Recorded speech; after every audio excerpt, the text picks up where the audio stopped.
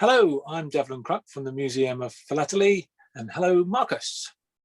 Yes, hello, Devlan, and hello, everyone. Great to have you back. We've all got through our Easter and we're into the summer. We've got some sunny weather here in Ireland. So what's the weather like over there with you? It's hit and miss at the moment, Marcus. I've got a little bit of rain, lots of wind, some sunshine in between, but I'm not complaining. So now we're getting into the warmer climes. Yeah, well, look, we're all happy to be back and happy to see you all. This is just a brief hello from our sponsors, David Fellman, who without their help, we would not be here today. So we want to just thank them. And now on to the fun. You've seen our little intro page, and we're now going to click off and it'll be us again. Hello. So what are we talking about today? Well, we're talking about birthdays. When's your birthday, Devlan? September. Which day? 27th. 27th. Okay, I'm March the 21st. But what day are we what birthday are we celebrating? The Penny Black. That's right. May the 6th. Coming up. Official. Absolutely. One of the things that both Devlan and I were talking about before we came on today was the significance of the penny black and how it has played a pivotal role, not just in the history of stamps, but the history of our business. The fact that, there are probably 2 million around, is that right? Yeah, they reckon, there's about 6 to 8 million printed, 2% survival rate. So there's, a couple of million floating around out there. But it's had such a huge impact. I remember as a kid going to Stampazine in New York with my dad, and I bought my first penny black, and that was like probably the most significant thing in my collecting life. I remember that as if it was yesterday, and I don't know, it was maybe $100 or something at the time, which was probably quite a lot. But it was just such a significant. And why is that? Why do you think that's it? Why? It's iconic, Marcus. It's got the title of the world's first adhesive postage stamp. So everybody wants one, whether or not they collect Britain or not. You tend to find people think, "Wow, penny black! Everyone's heard of it. It's the first postal adhesive." It's just iconic. Interesting enough, I used to collect penny reds because they were a lot cheaper. And it wasn't until I was in sort of a really professional job and could afford a penny black, I bought my first penny black, but that was many years down the line. I think I paid about £80 when I was sort of in my late 20s, early 30s. And I was over the moon when it came to, wow, look at this.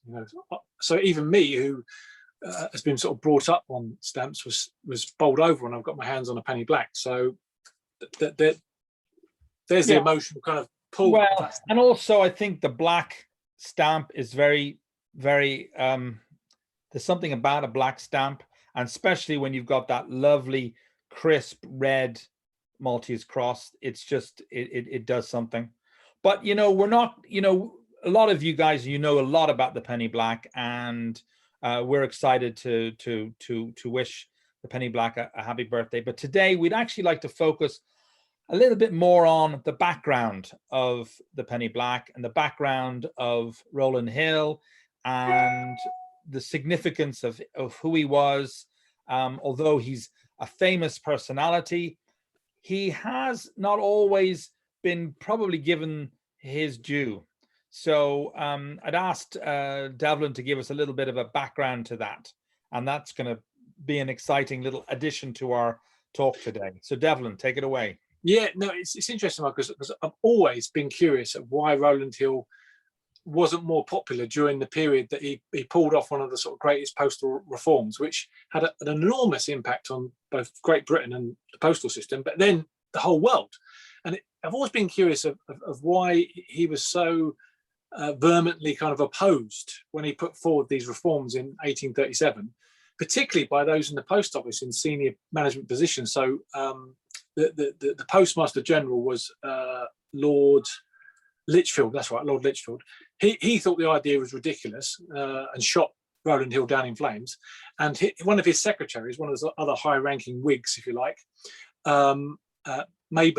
William Maberley, he couldn't say anything good about it. He basically thought that Rowland Hill was off with the fairies. Now, of course, some of that might have had something to do with the fact that these guys were probably going to lose their free franc as part of the reforms, which was probably quite a valuable thing when you're in that position. But the only reason I could see that he managed to get enough support for it was because some bankers, and commercial organisations and businessmen got together and formed this committee to lobby for this reform.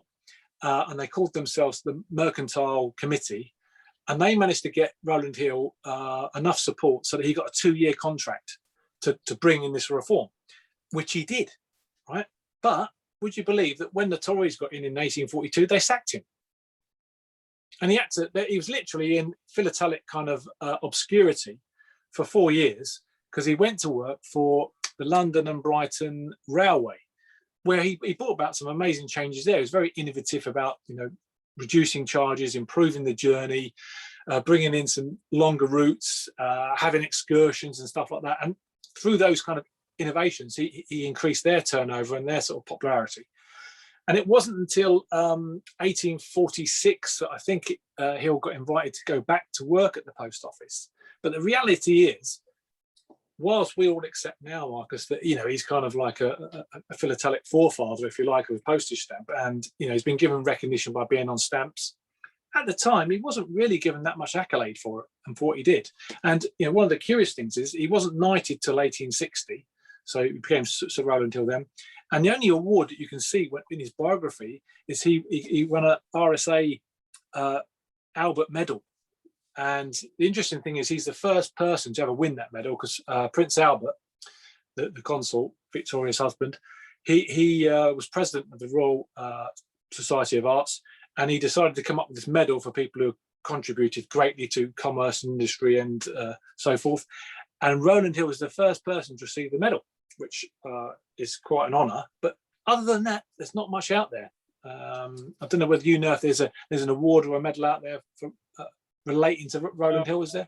No, but there should be, and who knows? Watch this space. Maybe there will be.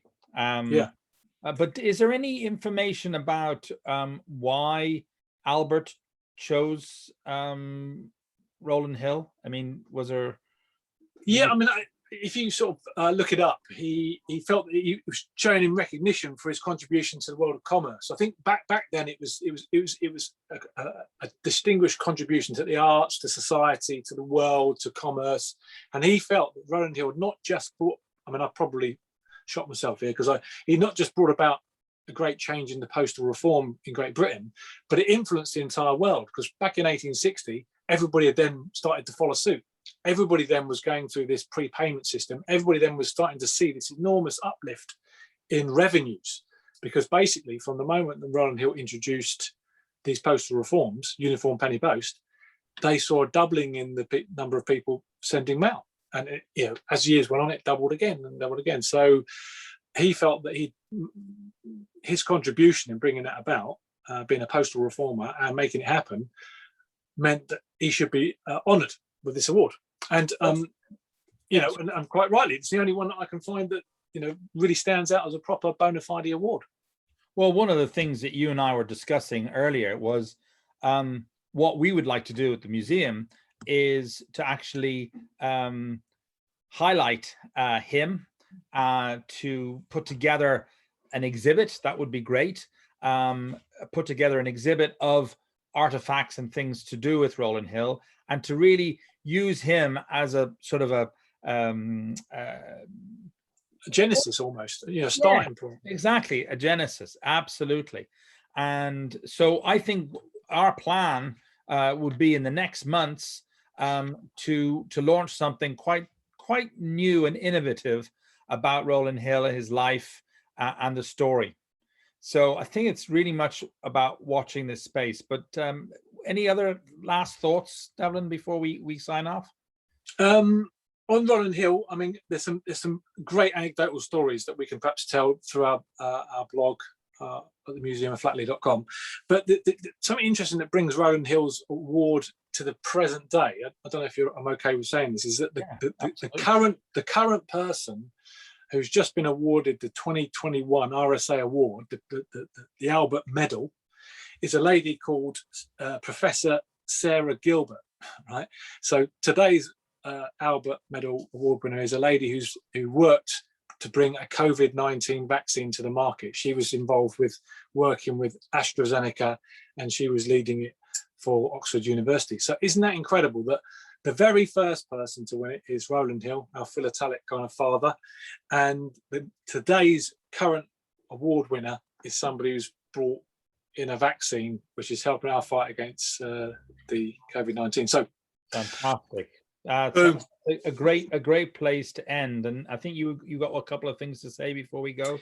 Yeah, as always, we like to sort of say to people, if you've got any sort of questions or you want to get in contact with us, please go to our website, museumoflatley.com. There will also be an opportunity to sign up to our newsletter, which means you'll get to hear about news and articles and interesting things that we talk about on these musings. So please take up that opportunity. And indeed, if you've got anything specific about what we've talked about, any ideas, or if you've got a collection of Rowland Hill that you'd like to share with us, we'd love to hear from you. So good. That's great. Thanks everybody for tuning in. Take care. See you next time. Yeah. Bye.